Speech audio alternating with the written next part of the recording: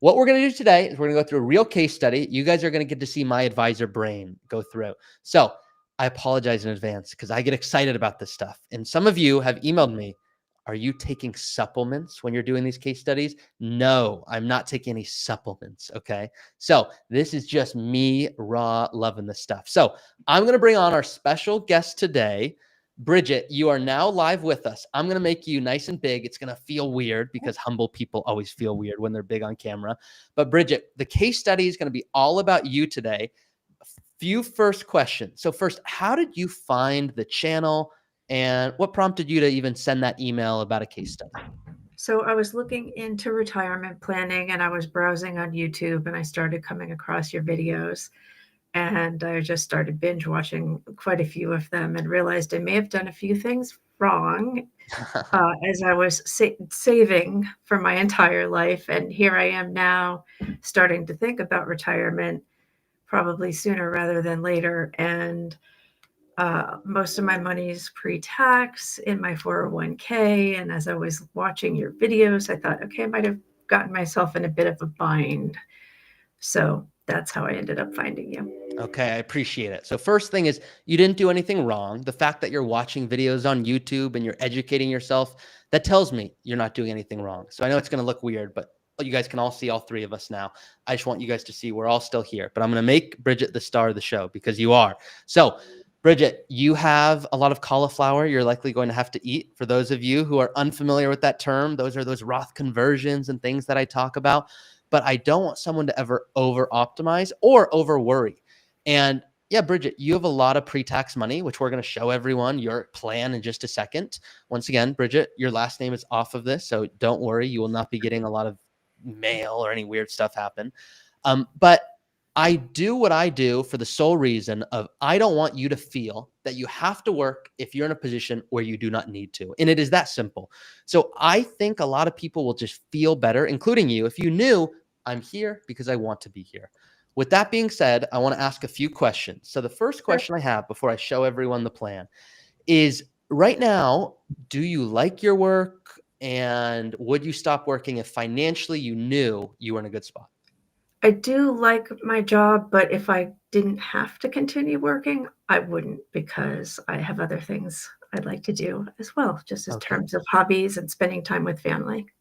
Love it. Do you mind telling us about some of those hobbies that you can't wait to do?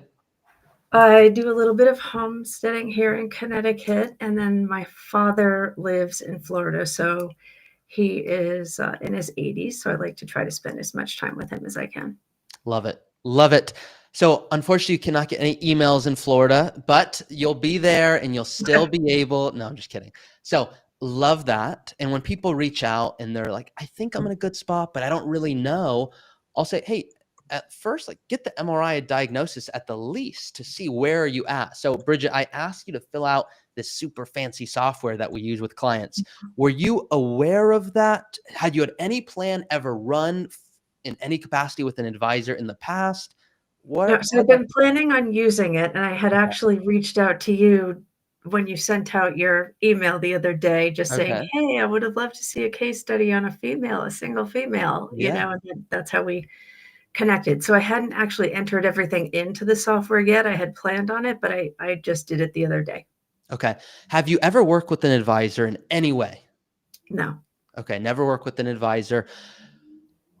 Is there anything that keeps you up at night regarding finances? And that could be anything from, I just don't know, I still have a mortgage. Is it, hey, if I retire early, who am I going to hang out with? Is it, hey, I see some of your case studies show people have 5 million. I don't have that. So like, am I screwed? Like any, what I call head trash or thoughts you've had. So I would just like to know that I'm not going to be living paycheck to paycheck, basically with what I take out of my 401k to live off of. Awesome. Well, I hope in the next 15 minutes you feel very differently because you have the pieces to make it happen. And I do not get to say that lightly. Sometimes, and it sucks, but I made up this phrase. It's called revisional planning. It is not a real thing. If you look it up online, it will say it's not real. I don't know what it would say, but it's pro bono work that I do for people that retire early unsuccessfully. Meaning they go retire, but they screwed up along the way. They missed something, whether it be planning for healthcare or going, I'm going to spend $10,000 a month every month, but forgetting about new cars or whatever it may be. Mhm. And you don't want to ever have to go back to work. That's the last thing you want to do. I want you to know, hey, I'm in a good spot. So what I'm going to do now, Bridget, I'm going to share my screen so everyone's going to be able to get to see this. But before I do you have any questions, Bridget, for myself or Lucas before we hop into the fun? Not yet. Okay. Some people have random questions, so I always want to give that option. Okay. Now, all of you today, I'm going to be going through this. There's hundreds of you guys with us live right now, and there's thousands that will watch this recording. You all get an opportunity to do what Bridget's about to do right now. If you want, you can email Lucas and I, and you can say, I want a case study done on me. You just have to be in the academy. We're going to change your name for security purposes, unless you're in Florida, in which case, no, of course, I'll still do it. Okay, so too many Florida jokes today. So here we are. I'm going to make it nice and big because a lot of you guys are very transparent. You go, Ari, how do you expect me to see that so small on my phone? And so I'm going to make everything as big as humanly possible for you guys. Okay, so this is Bridget. Now, the first thing we're going to go through on your plan, and I want you guys to chat with us real quick. I hope this is big enough. I know sometimes our faces get in the way. So me and Lucas are trying to make our faces nice and small, but we can only do what we can. So I hope this is big enough. If you go, hey, I have a better idea, you should share this way, I'm open. Okay, I'm not married to any idea. So this was your plan, Bridget. When you inputted your information in here, you had put Bridget, and then just so you know, Bridget, not your fault, it's going to default to a co-client here. So this is not your fault at all, but it defaulted to that. I believe you're single though, correct? Yes. Okay, so we're going to delete this. Super easy. I'm also showing it to you all in this way in case any of you are like, oops, I feel like I also had a secret family in here. So I'm going to delete that here. If it lets me, it will say not found at certain times, but it sometimes takes a few clicks and sometimes you have to refresh it. Okay, so sometimes some of you are like, the software is broken, it's not working. It will sometimes take a few refreshes, I've found, and it will fix issues. Now, I just don't want you all freaking out because look, we got rid of them. And so there we are. Now, Bridget, 54 today. One of the things you emailed me about was that rule of 55, which we're definitely going to talk about. So you don't have to worry there. Lucas, if you can put in the chat, I have a video going into just the rule of 55. If anyone wants to just go, hey, what the heck are we going to talk about today? Listen to this and that at the same time. No, don't do that. It's going to sound really weird. You will not be able to pay attention, but you can watch it after. So Bridget, in terms of what we're going to go through here, I will always give my gut check first. So my first gut check is, okay, here we are. We're 54, no other spouse, no children. Do we have assets that even remotely look like an early retirement is possible? So I actually do have a child, but okay, she's an adult child and almost completely on her own. Okay, so first of all, good for you for making a child who will do that. If you would like, we can always put child 1 in here, but if you don't see any significant giving or strategies, leave it off for now, but we can always add that in. Sound good? Sounds good. Cool. Unless they talk back to you, then we'll leave them off. Okay, so in terms of assets, I see $2.1 million in assets, and I see 42,000 in a Roth IRA, 2 million plus. It says investment account here. That's a 401k. Is that correct? That's the 401k. Yeah. Perfect. And you did it right, by the way. You put it in here correctly. It's going to default to Bridget investment account. So we can put Bridget 401k in here. The one thing that it's going to do, and this is for all of you if you're in here, it's going to default to an asset allocation. So you have to go in here and go, okay, is it defaulted to this kind of 100% other thing? What mix do we want it to be on? Now, do you happen to know, and it's okay, Bridget, if you do not, but do you happen to know the actual allocation of your 401k today, whether it be 60-40 or 70-30 or anything like that? I don't. That's okay. We're going to leave it on moderate, which is 60-40. Many of you know I don't believe in cookie cutter strategies or planning, so I'm not saying you should do that. I'm just going to leave it on that. And then you've got your 529 here. Anything else we're missing here? This sound good? No, that sounds good. Perfect. People are even saying, great job, Bridget. You have more than you think. So good job. I saw one thing off in here. And the one thing I saw off is if you click the savings tab, and I asked the software company, actually, to shift this because I hate the phrasing of it. It's like, I've saved $2 million. The software is going to think here, Bridget, that we're saving another $2 million to a 401k. So you, by no means, it's complicated. It's weird. We're just going to delete this because that's just not what's happening. Now, this is likely realistic. 4% to your 401k today. Do you know if you're getting a full match on that 4%? I do, yes. Beautiful. So you put that in perfectly. And then this is what we call that superhero account, that brokerage account. Is this something that you go, hey, I started this from your videos. Did you even know what the superhero account was? Any thoughts on this? No, I had that before. Okay. So I invest in that one. Love it. I'm not that special. You already knew about it. So looking at this, you have this mortgage. We have a car loan. How do you feel about this mortgage? Is it something that worries you? If you went into retirement knowing you were in a good spot, but you still had a mortgage, would that bother you? What are your thoughts? It wouldn't bother me because it's only at 3% interest. Oh, you beat me to it. I was going to have everyone guess and make you feel really good, but you get to feel about it. So it doesn't bother you. I put out in the community earlier this week.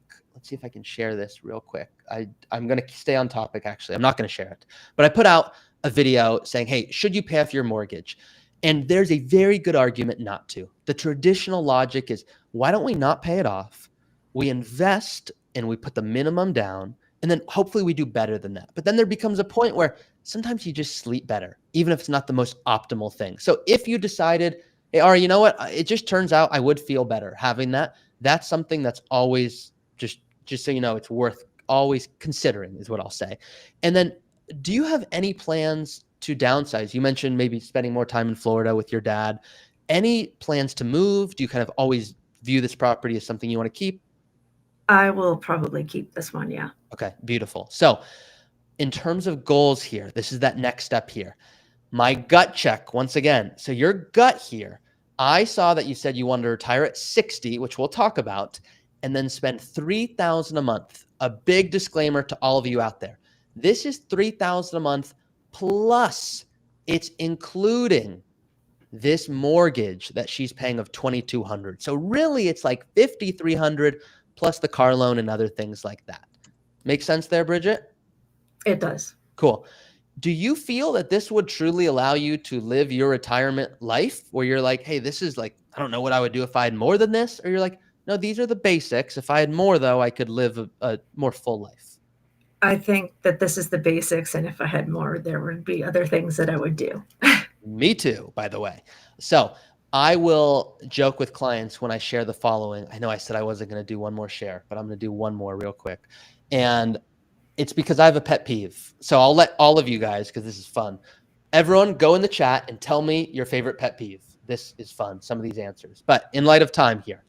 So this is called a post-career purpose finder. And my pet peeve is when people say the following, you know, I think I can retire. I think I can get by on $4,000 a month. You know what? I could probably get by on $3,000 a month. I could even go back to the top ramen days in college. And, you know, I didn't love those, but I could do it. And I'm like, I'm sure you could do it. Retirement's not about getting by. How much would you love to spend? And when are you in a position to do that? So I'm a fan of dreaming. And when people say, you know what, you're right. I think maybe I could spend $10,000 a month. I'll go, well, it's unrealistic. You're going to spend 10 every single month. So what we want to do is build out a strategy that really is aligning our goals. So $3,000 a month is like, hey, that's bills, that's groceries, that's things like that. Is travel of goals of yours at all in retirement? I'm not a big traveler. I might take a vacation here or there. Okay. You know, I do spend a lot of time at home. Just like I said, we do a little bit of homesteading here. So most of the time in the summer, I need to be here anyway. Yeah. Love it. Love it. If you were to increase this, and the joke I'll share with clients is I'll say, I'm going to force you to spend $6,000, not $3,000, Bridget. And if you don't spend it, you cannot save it. It doesn't stay in your checking account. It goes to your least favorite political party. Ooh, that gets people talking. Okay. What would you do if I said you have to spend another $36,000 a year? Beyond this, what would you spend it on? I'd probably spend it on the house and making improvements, using it towards things like that, upgrades. Love it. Yeah. We're going to add that in. And I'm not forcing you to it. I'm just going to add it. If you never know what to do and you're in the software, just say, home project, whatever you want to say. I'm going to say home projects, and I'm going to just say it's an extra $30,000 a year. Okay. We're going to do it every year until you pass away. Feels dark to bring up, but that's what I'm going to do. It might not be every year. You might go, that's unrealistic. We're going to talk about healthcare, so don't you worry. Have you done any long-term care analysis in any capacity? I have not. Okay. Would you say generally healthy? I'm generally healthy, yes. Okay. I know there's 10 more questions I want to ask about it, but the software here, I like to add a minimum. I like to do 3 years of a plan. Now, whether it's in-home care, where you're going to see in-home care is going to project 70,000 a year. If you switch it to assisted living, it's going to say 64,000, or nursing home. I don't need you to get it perfect. And there's a deeper episode that I'll do in the future on just long-term care, but I want to have something. So at least you go, okay, I'm thinking about it. And I often tell people not to go buy a policy and instead self-insure, which, by the way, is what I'm thinking for you. Have you ever heard of that concept of self-insuring before? I don't think so. No. Okay, so I'll explain it. So basically, you could, if you wanted to, Bridget, go get a policy right now. And there's lots of my clients that have this. My mom has this. She's a perfect example. She's like, I want to be protected. I don't know what I don't know. What if I don't invest well? This isn't my thing. I just want to be okay, which is all of us really want. And so what you could do, Bridget, is you could go spend $1,000 a month on a long-term care policy that's going to tell you it's going to pay out X amount of dollars in the future. But the risk is that you need help and you can't turn on long-term care. Or the risk is you go, you know what? That long-term care policy that I've been spending $12,000 a year on for the last 20 years, there's now $240,000 in there. And the reality is, I wish I could have helped out my child, and my 401k and other investments. Well, those have grown. So it's almost like I have this policy, and then worst case scenario, Bridget, what if you pass away early on? You barely even use this policy. So sometimes I'll encourage people to open up a new account, a brokerage account, and just call it long-term care. And you actually go get a quote so that you go, okay, the quote says I should spend $1,000 a month. And then you instead pay it to yourself. And you're just paying your own long-term care policy. You can invest it, which can grow more than if this other insurance company invested it. And you can use it for whatever you want. Make sense? Or was that like total Portuguese? Oh, that's great. I had not heard that before. Yeah, it's one of those things that not a lot of people talk about because it's not one of those super sexy topics, but it's important. In terms of other things, my dream clients, they're going in and they're telling me how often they're going to buy new cars, and they're telling me, are they going to take one big trip? Because a lot of my clients have head trash, which is like, look, I know I have $2 million or $3 million, but I've never spent 70,000 on anything in my life. Now you want me to do it on a big trip? I can't do that. And then they see they're going to be okay. And then they go, okay, so I'm past that. Now let's talk about work for a minute. So 60 in here. Right now, let's assume we never spoke, Bridget. You never got a financial plan and you had to just go for it. First of all, how stressful does that sound? But if you just had to go for it, would you be like, look, I think I would go for 60 because I just kind of don't know better? Are you like, no, I'm out next year? Like, what would you do? Oh, no, yeah, I'd be out as soon as I could. Okay. I've been working for a long time. So I'm going to go into the software and I'm going to switch this to 55. I actually am going to specify the month. You are done. The software is going to go off based off your age. So I'm just going to say January of next year, you're not allowed to work again. Okay. You might see something scary in the following pages, but you're not going to worry. And I'm going to share why in a little bit. Okay. But that is the first thing, is I want you to dream. We can always come back and go, okay, this is what's realistic, but it's important to have a really good MRI diagnosis first. Lucas, I'm going to come to you real quick. A million different ways we want to go with this, but is there any one thing that you go, you forgot about this? I think it's worth bringing up at this stage. Yeah, I just want to clarify. We had a couple comments on it as well about the taxable account savings right now. So go head over back to that. Right now we have Bridget saving $41,000 a year till her retirement in the taxable account. Obviously, if we set you to retire next year, that's going to go away. It's not going to affect your plan at all. But the way we had it set at 60, it will affect it. So I just want to make sure we have that. Beautiful. Sorted. Another reason I love this software. So what Lucas is bringing up, which is important, is, Bridget, if we were to switch this back to 60, the plan's obviously going to look better because it's saying you're going to save $41,000 every single year until 60.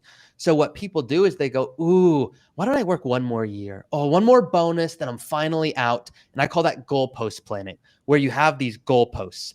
And one of the emails that I'll send out, I think I put it in the community here. If I forgot, I'm going to looks like I haven't put it in yet. I thought I did. Anyways, there's an So I thought email. that the taxable was the Roth Okay, say IRA. that one more time, Bridget. I thought that the taxable spot, the 41, was the Roth IRA. Got it. Okay. So no worries at all. This happens more often than you could imagine. So it would be illegal. You'd get a really fun notice from the IRS. If you get this IRS notice, I want to see it, by the way. Okay. Because they'd go, Bridget, how did you put all this money in? And you'd be like, well, you haven't seen my Cayman Islands account yet, right? No, this is a brokerage account. If you wanted a Roth IRA, there's a maximum and there's only so much you can put in. So I just want to clarify one quick thing with you. Are you maxing out your Roth IRA today? No. No. Okay. So this would be if we wanted the Roth IRA. So this account here, and by the way, don't feel bad in any way. I did not have a Roth IRA at my first job and I was at a financial company. So there's no way to do worse than me. So if I remove this 41,000, is this what you feel you're saving today intentionally? That's what I have in the Roth IRA. In the Roth IRA. Beautiful. So I was missing it. You did it perfect. You did it right here. I see right here the Roth IRA. It was just in one other spot. So do not worry. Now, are you putting any money into this Roth IRA any year at all? So I will be. Yeah, I will be. I'll be contributing to it at the end of the month when I get my bonus. So yeah, I will be putting the 7,000 in there. Yeah. Beautiful. You didn't have to flex on us like that, Bridget, but it's okay. I'm just kidding. Okay. So what I want to do is go in here. And if we go to Roth IRA, we can go in here. It makes it really nice and easy. And we're just going to put, in terms of the contribution, $7,000. And we're going to do it. You're the owner. You can make it really nice and easy. The software is going to update this. So let's assume that shifts. And now it's not 7,000. It's 8,000, 9,000, 10,000 year over year, which it doesn't shift that quickly, but it does shift. This will stay up to date for you. So you don't have to worry about that. And this will be until your retirement. So the reason I love this software, and I love Excel, by the way, not equally, but I love Excel. I think this is even better because it updates everything in real time. Following so far, Bridget, any questions? Yeah. Nope, no questions. Okay, so I think we're done here. No, we haven't done anything yet. Okay, so if we go into the retirement section, this is the big section. I want you to ignore this number, okay? I want you to ignore all of you. I want you to ignore this number. Some of you are like, what do you mean? Is this like a 76% chance the plane's going to land and a 24% chance it's not going to land? No, that's not what this is saying. So I don't want you to have any head trash or worry about this. This is what your plan looks like, Bridget. And the first thing that looks great here, once again, we're dreaming. So what you're going to see here is here you are, okay? We've got over $2 million between Roth IRA, 401k, that small 529 account. And this is saying if you were to live this dream life that we've talked about so far, you stop working January 1st. At the end, you're on track to have $2.5 million. Now, my first question here is, do you have any legacy goals of I need to make sure I leave $1 million, or is it, hey, if my child inherits the house, that's great. And you can be, there's no good or bad here. Any legacy goals? No legacy goals. Obviously, I'd love to leave her with whatever I possibly can. So awesome. Yeah. Tell me if I'm wrong here, but it sounds like you want to live your dream retirement. You've saved and invested for this. You want to not have zero at the end, but you want to make sure you're living your dream life. If there's something left over, which is more than likely, that's good to you. Yes. Perfect. So in the software, for all of you to know, they're always making updates, which is cool. You can see I can put this in today's dollars, which is important because if I have it in future dollars, if I put this off, look at this. I'm going to click save here. Stick with me, everyone. OMG. It's like you've got $6 million. You're a big shot. Okay. But Bridget, $6 million is not going to be worth $6 million. So that's why I like the today's dollars button. So that's how I leave this on. But there's a lot of assumptions. And the magic here is in this action items section.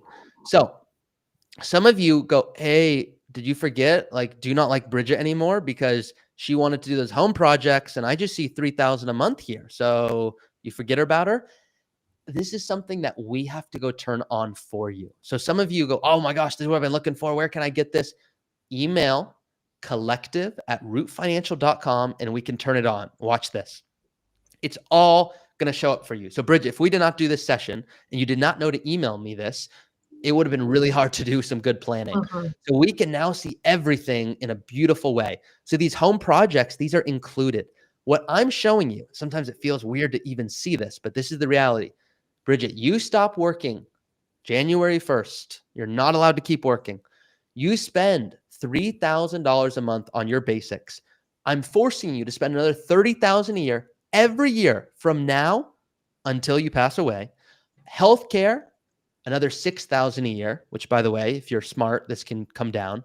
Long-term care for 3 years, you're on track to legitimately have $2.5 million at the end. First gut check as I'm saying this. How are you feeling? I'm feeling better than I expected. So Yeah. thank you. I appreciate it. No, this Yeah, is I didn't great. do anything, but what were you expecting? I I thought I'd end up having to work longer, maybe another 5 or 6 years, and I did not expect to have that much money at the end, Yeah. or even be able to spend that $30,000 a year extra. So, Yeah. And you're not alone. And by the way, let's assume, because Bridget, we haven't talked about a lot of things. What if you go, and I'm going to ask you this, what if you go, Ari, I'm this investing thing. I know you and Lucas like this stuff and you guys are kind of squares, but I'm not a square. Okay. I have friends. So I don't spend my time on this weird investing stuff. And I'm just scared because markets go up and down. I don't want to worry about that. What if you said, I just want to be conservative, super conservative with my investments. I don't want to worry at all. You could absolutely choose that. That's an option here. But now it's showing there's about 900,000 at the end. And so this is yeah. important because these growth rates are dictating a lot of the success in the plan. What if you go, Ari, if I get educated well and I have an advisor and I'm doing the right things, like I'm open, well, that makes a big difference as well. Now, if you're going to lose sleep because your investments are going up and down, well, at what point is it worth it? But you can see there's a wide range of outcomes. This is exactly, Bridget, why people do not get confident in retirement planning. They go, well, I've been working for so long and I don't really know anything different. And it feels weird to stop working because like my friends aren't retiring. So who the heck am I going to hang out with? At the same time, I think I have saved and invested better than my friends. So like, I think I deserve to stop working, but I just don't know. What if markets don't do well? I'm just going to keep working. And I'll see people do that for multiple years when they're in a good spot and they just don't know it. Make sense? Mhm. You have a little bit of that. I'd say actually a lot of bit of that. And that's not even perfect English. There's so much. We haven't gone into tax strategy. We haven't discussed estate planning. I haven't even given you a strategy of here's a recommendation when it comes to, do we do conversions or these other fancy things? Right. This is me just being like, hey, this is where you're at. So gut check is like, hey, Bridget, you're in a good spot. Now, if you're like, hey, I don't think I want to pass with 2.5 million. Well, you have a few options. You could go, what if I spend 50,000 a year on home projects? And you're probably like, I never even dreamt of that. But you could do that. There's going to be less at the end, way less. I mean, look, now there's 136,000 right at the end. But that's assuming, Bridget, you do 50,000 a year every single year for the rest of your life. Maybe you do 50 at the first 5 years because you have more time and energy. You're doing fun stuff. Then maybe it's 30. Then maybe it's shifting again. So that's a dynamic thing.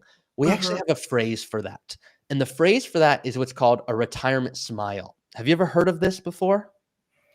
I have not. Okay, so this is, I'm going to stop sharing for a second so you guys can see it nice and big. So this retirement smile, what this is my pet peeve in real life. And so what people do is they go, I'm going to spend 10,000 a month every single month. And I'll say, I don't believe you. And they're like, well, you're nuts. You don't sleep next to me. How much are you going to know I spend? I go, you're right. I don't want to sleep next to you. And I don't sleep next to you because I have the best pillow in the world and no one else can use my pillow.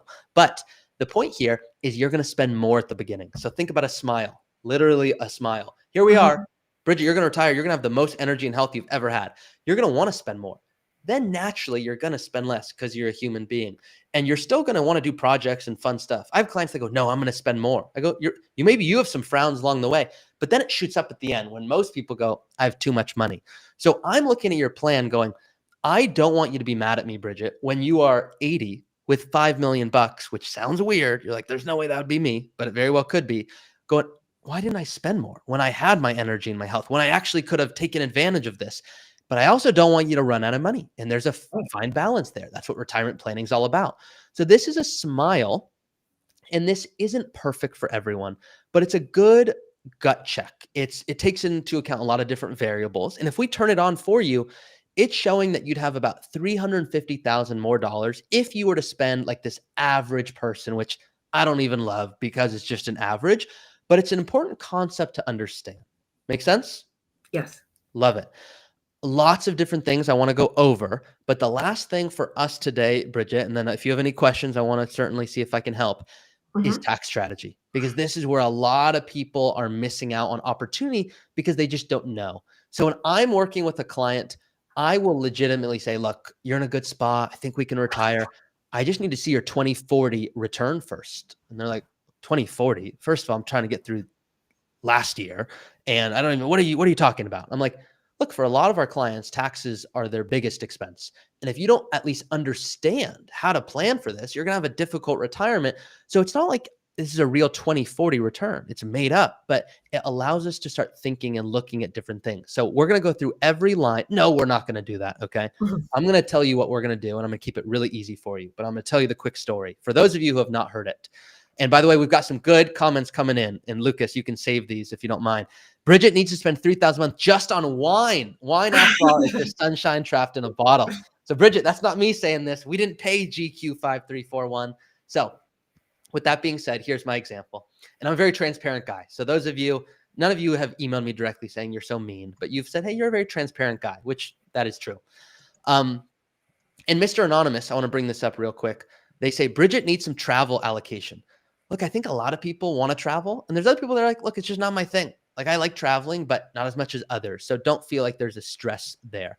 So here's the little silly story. Lucas probably heard it, but this is a few months ago. I went to the doctor. I said, Doc, I think what you just said there was so great. I'm going to refer my friends. I can tell you're a good doctor, but don't take this the wrong way. I have no idea what you just said. And they're like, huh? I go, yeah, you sounded excited. It sounded good. I just don't know what you said. So could you try explaining it in a different way? I'm sure other people will get it. It's just a me thing. Try again. He goes, okay. So he starts explaining to me the lab that the pills are made in that he's going to give me. I said, Doc, I don't care about the lab. Tell me why I need this pill or don't need this pill. That's all I want to know. There's other clients that I'm sure want the lab, and other clients that are like, look, whatever you say, I'm just going to trust you on it. That's just not me. Tell me why I need this pill. Give me an explanation. And if it makes sense, I will take the pill. And so I speak like that, and my clients will speak like that. So in this example, I could show you the lab and go, ready for this, Bridget? We're going to go line through the tax code. Let's see how quick you can fall asleep. But that's not effective. This is a really cool tool. There's another tool we use as well, but it's a cool tool that just looking at it loosely, you're like, what's with all the lines and graphs? It's allowing us to look at our tax liability over the course of our life. So you're the blue. That's the easiest way to think about it, okay? So you're the blue, and the blue is the ocean, okay? The ocean is, think about it like a tide, okay? So right now, you're kind of constantly in a pretty high tide because you're working. We have income today. If you stop working, Bridget, January 1st, you still have an ocean. Why is there still an ocean? Well, you're going to need to live off of something, right? That's where that rule of 55 comes in. You're going to live off your 401k. Now, you can see there is a point where it decreases. Well, why is it decreasing? Well, maybe Social Security is coming on, and that's helping. So there's less requirement from your portfolio, but that's still income, but it's taxed differently. Real quick, it gets confusing. So I don't need you to feel like, hey, I feel like I kind of lost you at the end. A little bit at the end there, that was me going into the lab. But it's keeping it really simple. This is saying, does it make sense to do any of these conversion things? And the gut check we'll do is we'll go, let's look at the tide. Let's look at the tide. Okay, it looks like a normal tide. What is this shark? Is this a shark coming to get us here? I have to come up with silly examples where my clients fall asleep on me. And I have clients that have pretended to fall asleep just to make fun of me. It's a true story. But do you know what this little jump here is, Bridget? The higher taxes. Yes, and more. So any of you in the comments, let me know. I'm sure you guys know as well. These are what are called RMDs, which is basically whether you want to or not, Bridget, you crushed it, okay? You crushed it so hard. If your 401k keeps growing, it's 2 million, then 2.2, then 2.4, then 2.8. It's going to keep growing, and you're going to be forced to take out more money than you might even need. You're like, that sounds weird. And it sounds like not a problem, like more money than I'll ever need.